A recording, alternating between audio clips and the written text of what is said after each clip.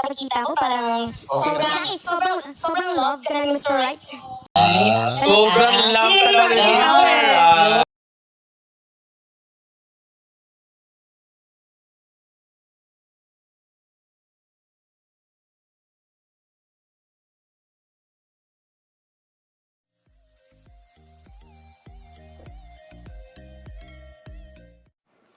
Hey guys, update Kim Cho and Paolo Avellino sa Showtime kanina kung saan ay bonot na naman si Kim Cho at bida naman ang pangalan ni Paolo Avellino. At tuloy-tuloy na nga ang pag-promote ni Kimi sa Showtime kung saan ay malapit na nga ang kanilang movie sa March 26 at ina-anonsyo na naman niya ang next mall tour nila sa SM. Etong March 1 and 2 magsisimula na naman. And now, we know kaya laging nasa right si Mr. Avellino. Wow, Kuya Jung ha, ang taba ng utak mo. At may pagsabi pa itong si Kim na yes, meron na daw, sakto lang. Sabay ang pagbawi nito. Ramdam ng madlang people at lalo na ang isang contestant kanina na sinasabi niya na halata naman daw talaga na may pagmamahal si Mr. Right sa kanya.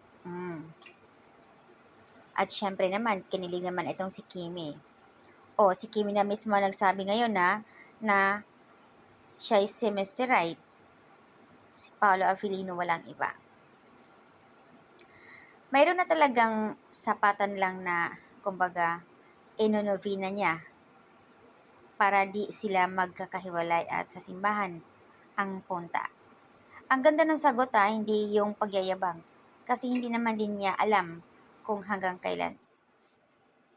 Ito na nga sinasabi na walang ligtas si Kimi pagdating sa Showtime. Kumbaga, sabi nga, walang pag-aamin ng dalawa pero makikita nga naman sa galawan. Hindi na talaga nagdi-deny si Kimi sa, kumbaga, sa sapatan ng kanilang dalawa. O diba si Mr. Right, meron ng Mr. Right si Kimi. Ang sagot nga ni Kimi, yan ang sinasabi ni Pao na di niya akalain na kay Kimi lang pala ang bagsak. O diba?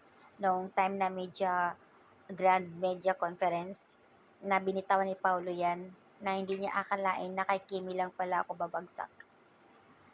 Sagot nga ni Kimi na ayaw na niya mag-disappear. Kumbaga, ayan na nga, kay Paulo na siya, bagsak din. Sa mga binitawan pa lang nilang ng salita guys, alam na natin yan. Kaya super kilig talaga itong Kim Pao. So anyways, malapit na ang movie nila sa March 26. Naku po, super excited. Talagang laanan din talaga ng time. Kahit ako, lalan ko ng time talaga ito para makapanood. Sana magiging blockbuster. Manifest natin yan sa lahat ng mga Kim Pao fans. So, that's an update guys kanina. Kasi nga, nasa Showtime si Kimi. At isang vid na nakakatuwa din, pumasok siya sa ilalim. Super supportive talaga itong si TD and Jung na talagang tinakpan pa yung, pero si Kimi naka-short naman, tinakpan pa talaga yung sa legs. Akala siguro na may something makikita. Super napaka-supportive talaga ni Vong and Tids.